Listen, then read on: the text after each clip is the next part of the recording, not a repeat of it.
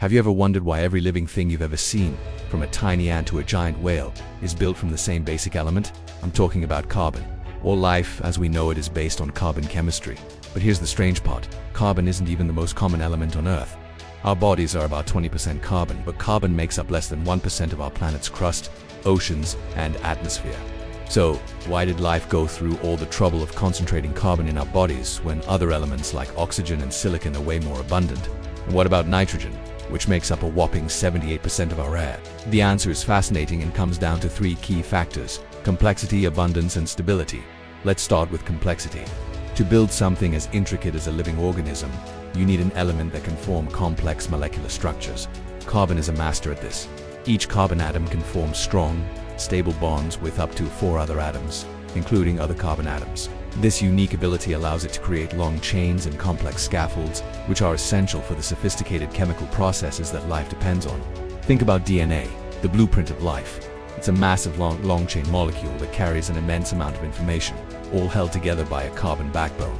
Now let's compare that to other elements. Oxygen is the most abundant element, but it can only form 2 bonds once it connects with 2 other atoms. That's it. It can't create the interesting, large-scale structures that carbon can. Boron could be a contender since it can form 3 bonds, but it's incredibly rare in the universe. It's just not available in large enough quantities for life to have chosen it. This brings us to our second factor: abundance. While carbon isn't the most plentiful element on Earth, it is extremely abundant in the universe. In fact, 4 out of the top 5 elements in our solar system are also among the top 5 elements that make up the human body. There's plenty of carbon out there. It's like building with Legos. You can't build a giant castle if you don't have enough bricks. Nature had a lot of carbon bricks to work with. But wait, what about silicon? This is where it gets really interesting. Silicon sits right below carbon on the periodic table, and just like carbon, it can form 4 bonds. This means that for almost every carbon-based molecule, you could theoretically have a silicon-based equivalent. Plus, silicon is incredibly abundant on Earth, much more so than carbon. It's just locked up in rocks all around us. So why aren't we silicon-based life forms? Why don't we see silicon trees or silicon animals walking around? This leads us to the third and most crucial factor: stability. The stability of the bonds an element forms is critical. Here's the main difference between carbon and silicon.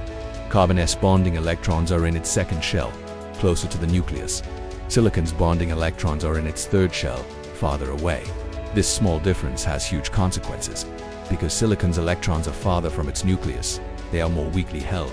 This means the bonds that silicon forms, including bonds with itself, are weaker and less stable than carbon bonds. This is also why nitrogen isn't a great choice.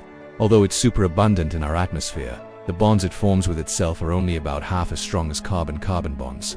For life to work, you need a strong, stable backbone. The molecular scaffold needs to stay intact, while other parts of the molecule break their bonds and react with other things. A backbone made of silicon or nitrogen would just fall apart too, easily under the conditions required for life's chemical reactions.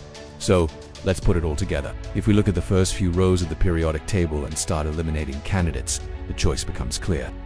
First, we remove the elements that are extremely rare, like boron. This leaves us with common elements like hydrogen, carbon, nitrogen, and silicon. Next, we eliminate elements that can't form more than 2 bonds, so hydrogen is out. Finally, we remove the ones that can't form strong, stable bonds with themselves to create a robust molecular backbone. This gets rid of nitrogen and silicon. And who's left standing? Carbon. It hits the sweet spot.